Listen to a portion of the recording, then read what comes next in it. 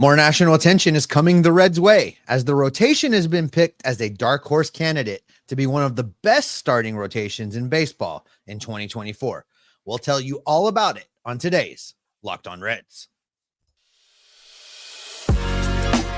You are Locked On Reds, your daily Cincinnati Reds podcast, part of the Locked On Podcast Network, your team every day.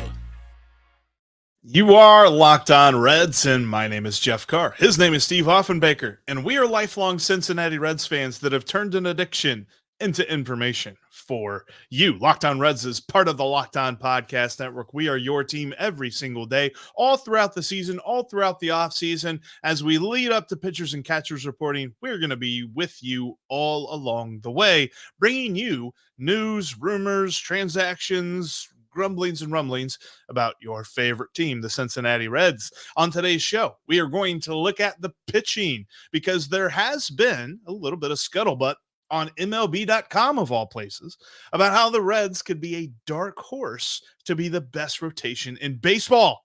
Yes, didn't say pretty good, didn't say kind of good, best rotation in baseball.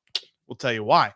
We're also going to get in the future of the rotation and why there are multiple waves of talent that are on the way. Plus, we are 58 days away from opening day, which leads us to think about a not so distant former Red that we're going to talk about in the latter part of today's show. Before we get to all of that, I wanted to let you know that today's episode is brought to you by FanDuel. FanDuel is the official sponsor of the Locked On Reds podcast here today. And new users can win $200 in bonus bets with a winning $5 bet celebrating the Super Bowl coming up. Just go to FanDuel.com/LockedOn and make every moment more. And where we will begin today, Steve, is with this article. There's an article. It was written by David Adler on MLB.com that pegged the Reds as a dark horse rotation or dark horse candidate to be the best rotation in baseball. And I believe he's one of the reasons, but I believe that Frankie Montas is the X factor for that to happen. You know, I'm with you. There's definitely a different conversation that you get to have with a healthy Frankie Montas in the rotation. Now, again, all of these predictions, all of these they might be's are all predicated on health. And we keep coming back to that because for this to be true, and I think it could be, I think the Reds could achieve this. They could have one of or the best rotation in baseball. But that means for that to happen, that means Hunter Greene has a completely healthy, full MLB season. That means that Nick Lodolo has a completely full and healthy MLB season. And it means that Frankie Montas, the difference maker, would be the Oakland A's version of himself, would be able to come out and make 30 starts and be healthy and be in the rotation all the way. That's a lot of ifs. That's a lot of squinting and tilting your head sideways to see that finish line. But it's not unrealistic to see that finish line if health is okay, if everyone is good to go. I definitely think it's a bold prediction. And there's a reason that the term dark horse is used for the Reds. You don't use the term dark horse if there's somebody you expect, somebody that you think is on the outskirts looking in, ready to pounce. Like, could the Reds be up there with like the Dodgers and guys like that? Yes, but literally everything has to go right. That's not to say that the Reds don't have as much upside as the Dodgers. I think they do. I think the Reds starting rotation has as much upside as the hundreds of billions and trillions of dollars that the LA Dodgers have used to put together their starting rotation. Because you're talking about a couple of different things. And I say that Frankie Montas is the X factor in this. He was actually reason number 2 on the MLB.com article, but I'm going to move him up to reason number 1 because a healthy Frankie Montas, a Oakland A's Frankie Montas, that was the same guy that was used in the same vein during the trade deadline that the Reds traded Luis Castillo away. He was used in the same vein as Luis Castillo. So you're essentially getting back Luis Castillo or a caliber pitcher of that level for a prove-it deal on a one-year deal that they got Frankie Montas for. And Montas was actually on the Reds Hot Stove League show on 700 WLW, I believe it was last week. And he was talking about his season, and he was asked, what is your goal for the season? And instead of really diving into, well, I want to win so many games, or I want to strike out so many batters, this is what he had to say. Just being able to make every start, that would be a win for me, to go out there every 5 days and do my best. For me, that's my main goal. And Steve, that's what we've wanted. That's what, when we said we want a pitcher this offseason, we said we want a reliable dude who's going to make 30, 32, 33 starts, something like that, and be out there every 5th day for this team and be a consistent force.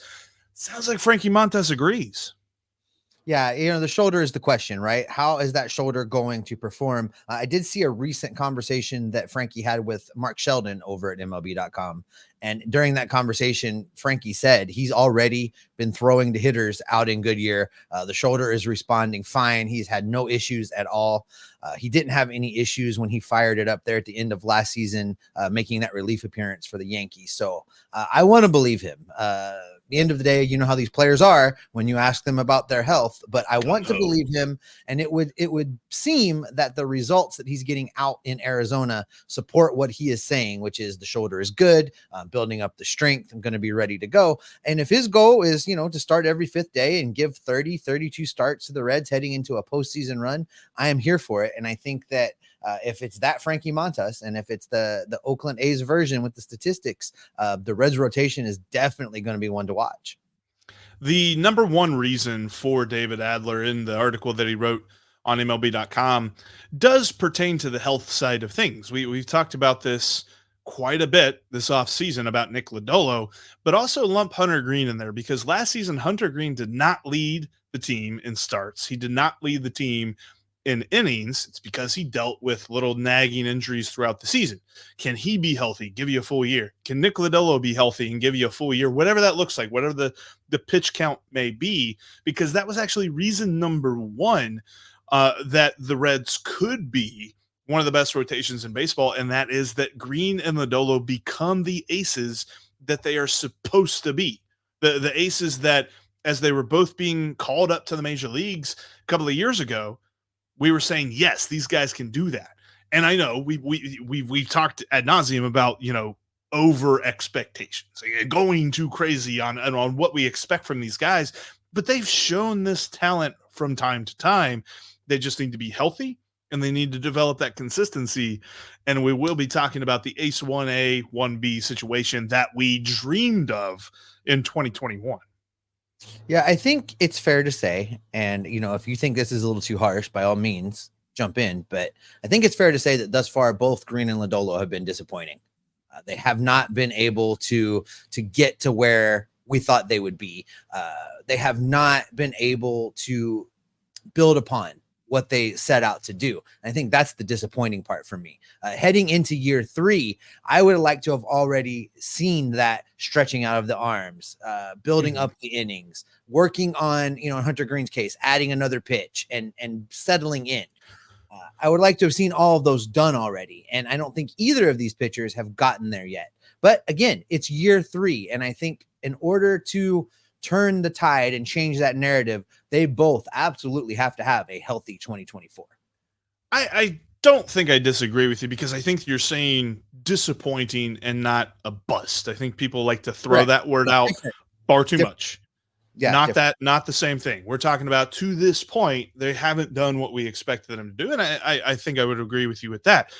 Another point, and this is something that you and I are both worried about to an extent, and I'm skipping to point 4 on this one, is that Andrew Abbott avoids a sophomore slump, because we saw what he did last season. We saw how he ended the year, and we talked about fatigue was a huge factor in that. This was the most he's ever pitched in a calendar year, and he had to get used to that. His body wasn't there, and he even talked about it. He's just like, I mentally was there, but my body, my arm was fine, but the rest of me was like, what are we doing? This is so much pitching.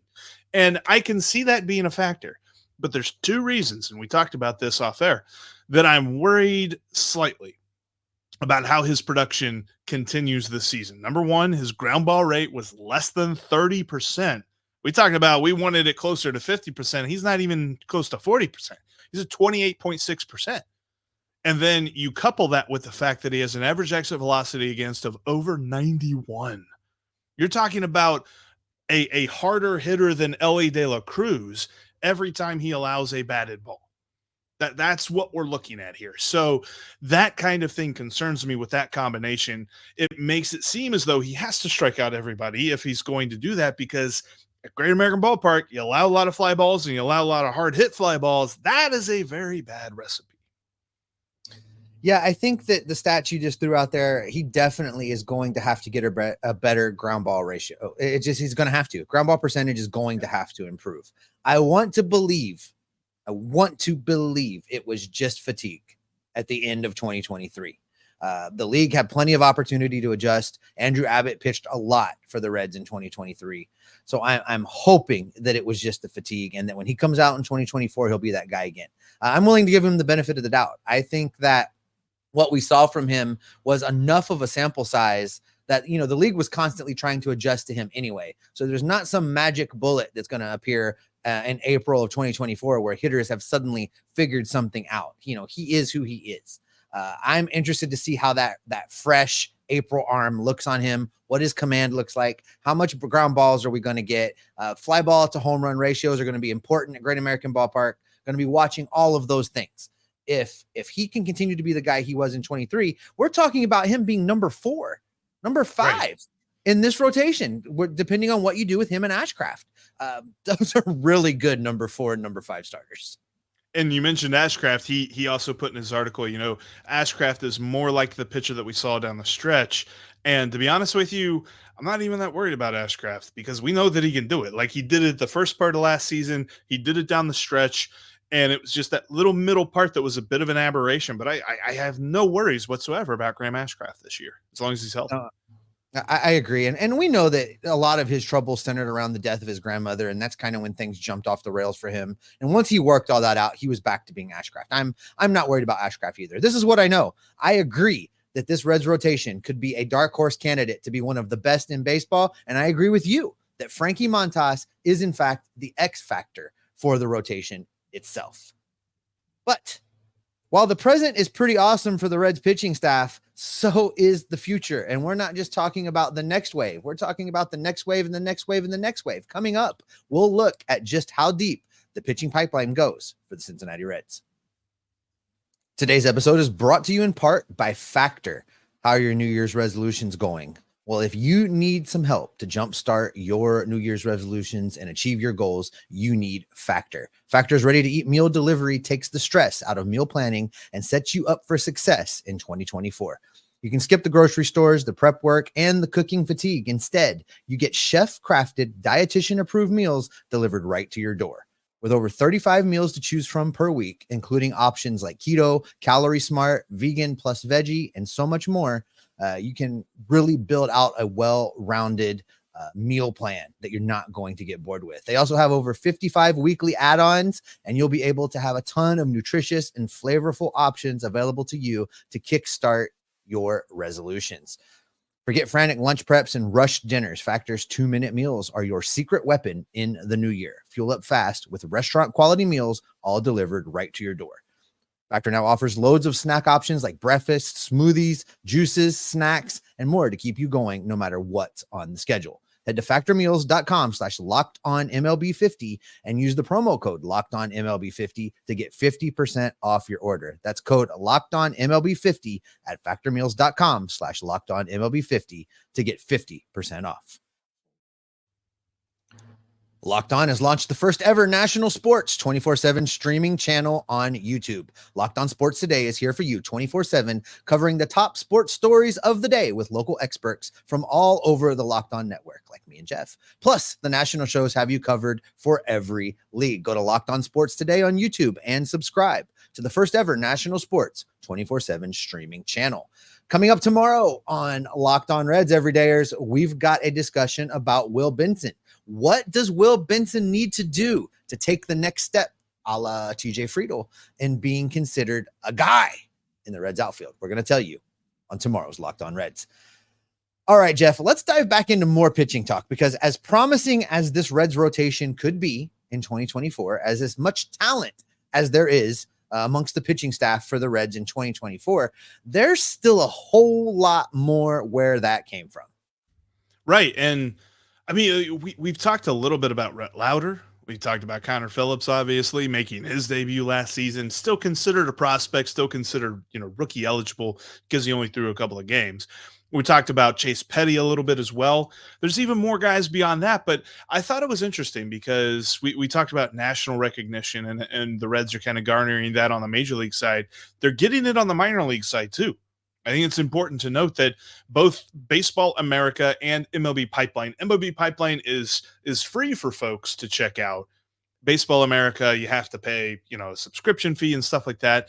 And before we jump into rankings and stuff like that, they're all different. They all have their own system. They all have their own scouts and writers and all this other stuff. So yes, there will be differences. But the point is, these guys are getting noticed. Rhett Lowder, the number 2 prospect in the Reds system, according to Baseball America, number 60 in Baseball America's top 100. He's actually number 34 in the MLB Pipeline top 100. People are loving Rhett Lowder right out of the draft.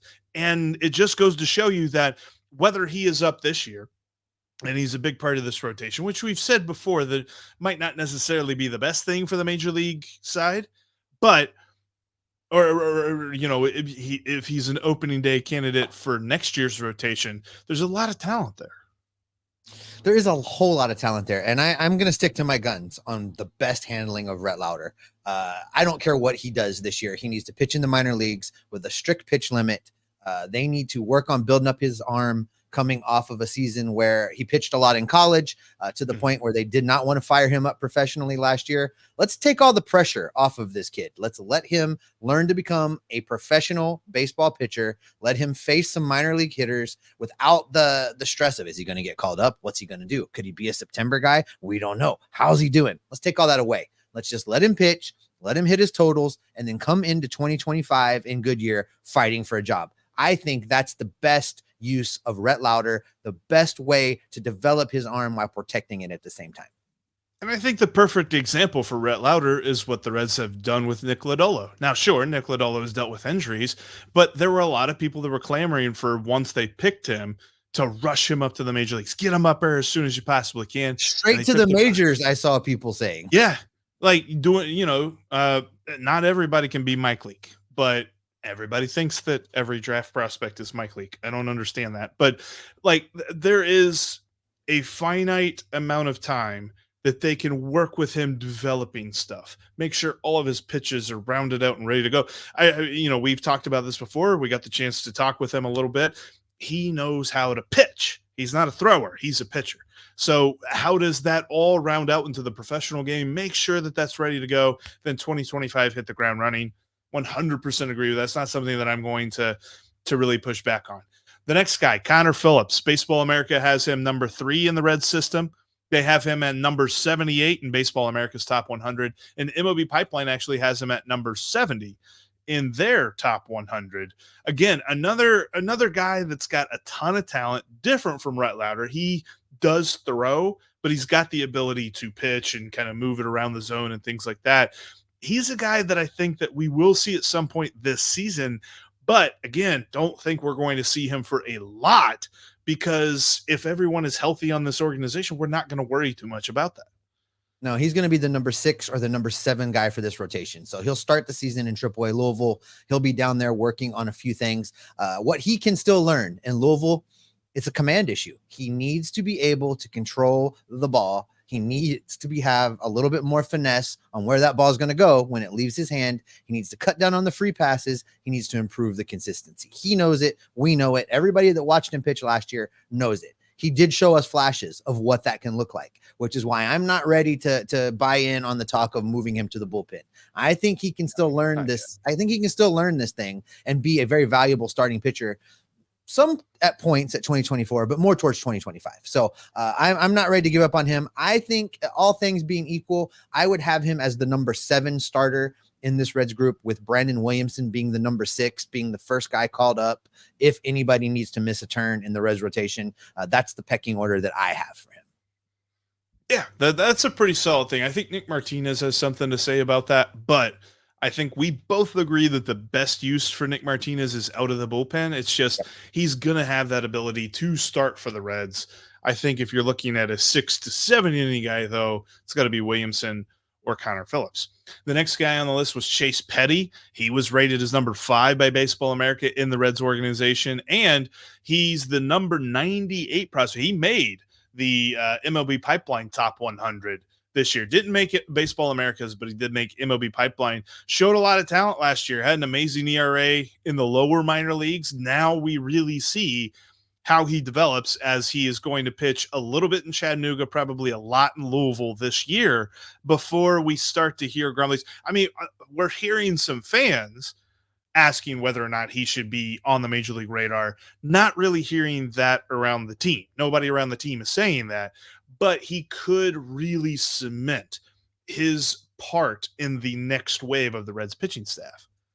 You know, you and I made a lot of jokes when the Reds traded for Chase Petty, a lot of NASCAR themed crossover talk there. And to keep that vein alive, you know, Chase Petty needs to get it in gear. That's really where we're at this point. Chase Petty is completely in charge of Chase Petty's future right now.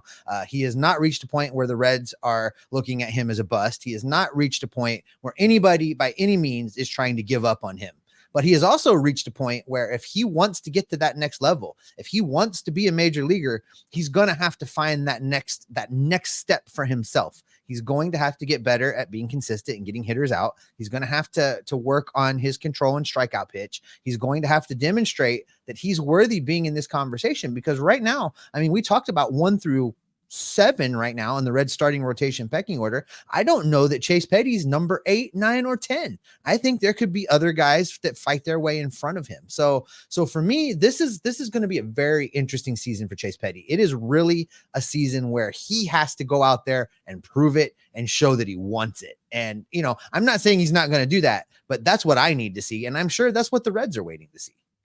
And it's important to know, too, when you think about Chase Petty, when you think about Rhett Lowder, we didn't mention Brandon Williamson because he's not listed as a prospect, although he will probably start the year in AAA. But all these guys are here, and you're talking about a major league starting rotation that outside of Frankie Montas, who's only here for 1 year probably, you're looking at all of this control that the Reds have. Hunter Greene, the Reds have him for a long time. Nick Lodolo, they have him for a long time. Graham Ashcraft, they have him for a long time. Andrew Abbott, they have him for a long time. None of these guys are going anywhere anytime soon. But the Reds have all this talent that's ready right behind them in case one of them doesn't work out, in case they trade one of them, whatever happens. They have so much talent coming up behind them. And, you know, if I can just for one moment translate what you were saying there. So Chase Petty needs to find the inside track to move up through the pack and get to the podium. That's what you were saying there? I knew you wouldn't be able to help yourself. Bless your Alabama loving heart. Oh, my goodness.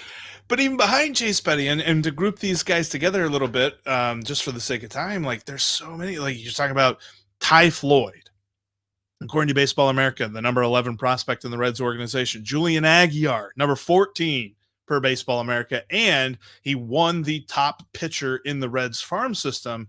The organization gave him that award during the Reds Caravan. Lyon Richardson, Carson Spires. You have some guys in the lower levels like Jose Acuna. You have Cole Schoenwetter, who's coming up through this system. Javi Rivera. These names, you're going to hear them as we kind of talk about some minor league progressions throughout this season. They have lots of talent. And Nick Krall has stockpiled talent, not just on shortstop. You know, the whole joke of, well, the Reds minor league system is 100 million shortstops and they got to figure out where they're putting them all. They got a lot of pitchers too. And the future on the mound, the pipeline is just, it runs so deep, man. I love to see it. Yeah, you talk about Aguiar. He's going to have a lot of eyes on him. He's getting a lot of attention right now. Everybody's going to have an eye on him and what he's doing. Ty Floyd, I think, would be a fun one to talk to. Maybe we'll work on that. Just kind of see where he's at and how he's developing. Talking about the 1 through 6, 1 through 7.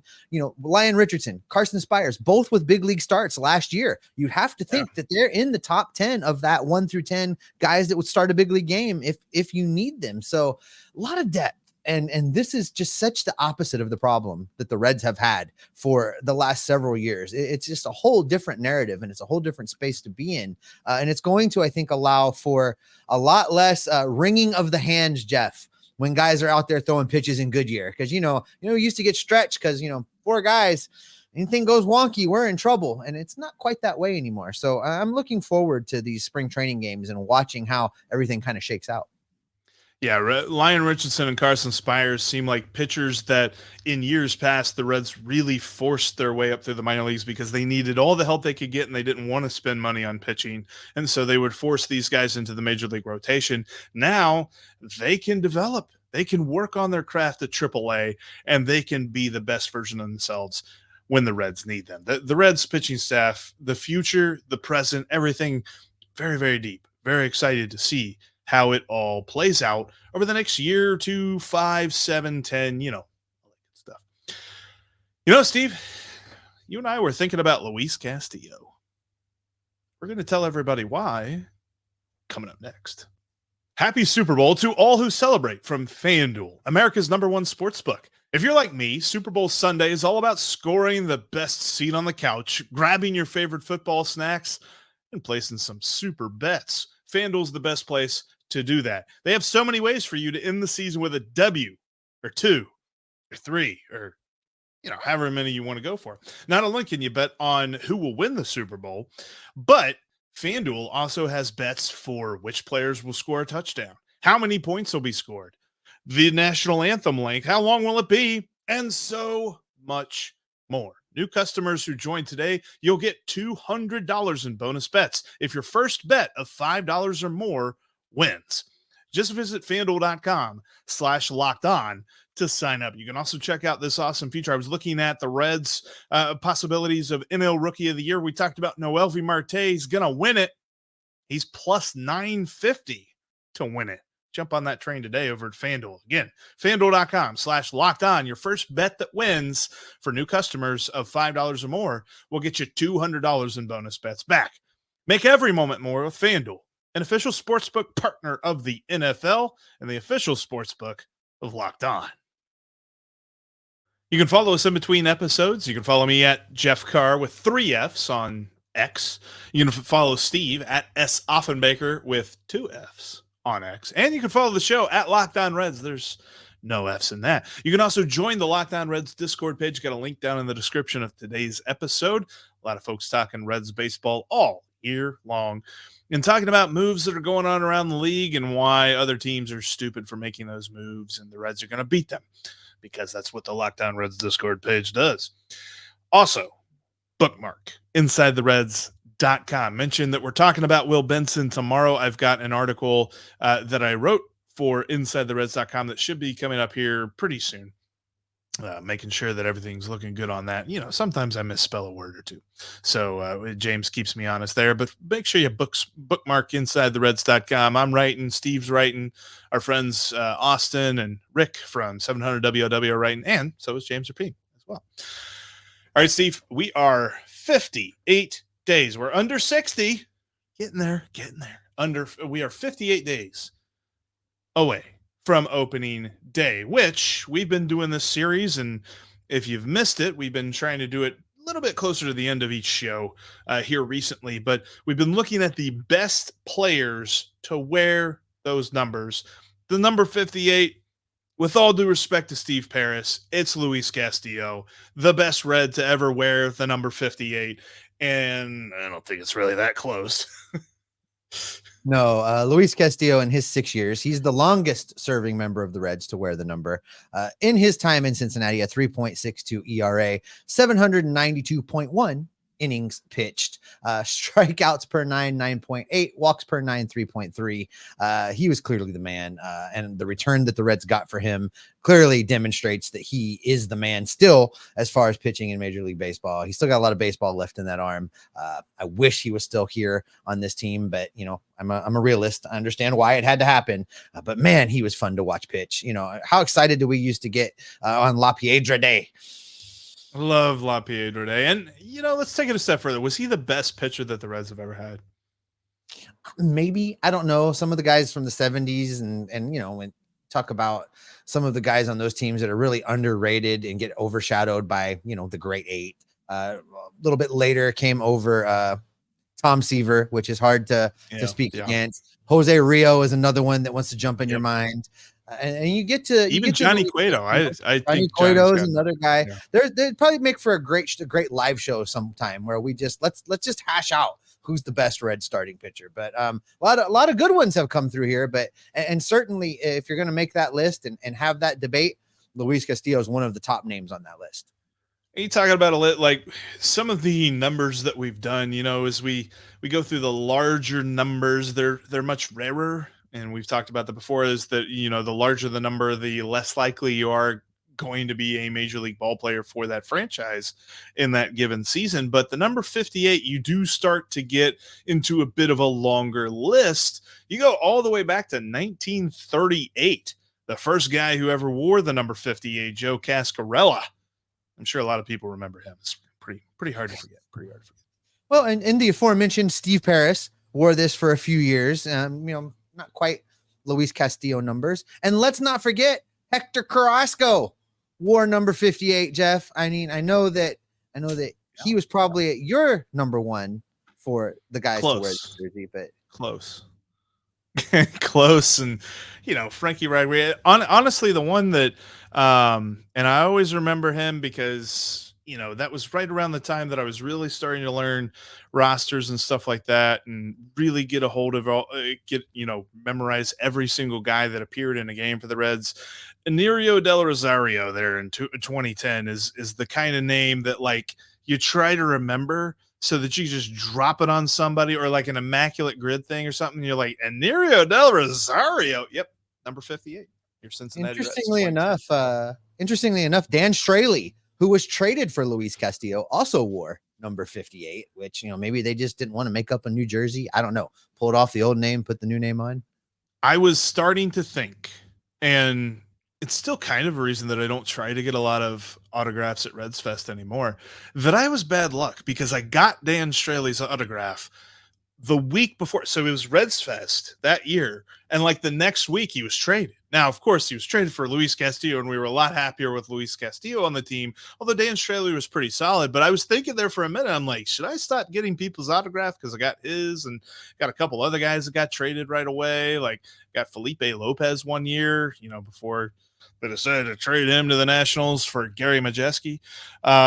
Different things like that. I just felt like I was starting to be bad luck there. But yeah, Dan Straley, same number as the guy who was better than him. That's right. And these are fun. And coming up tomorrow's number 57 is going to be a lot of fun too. So make sure that you tune in and listen to that one. Hey, I'm looking forward to talking about Jermaine Clark. It's going to be a lot of fun.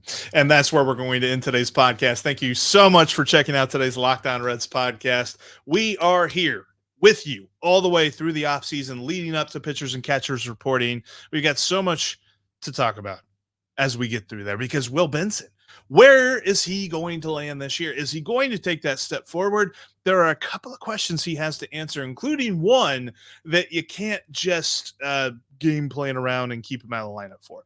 We're going to talk about what that is on tomorrow's podcast. So make sure they check it out. Why, Steve?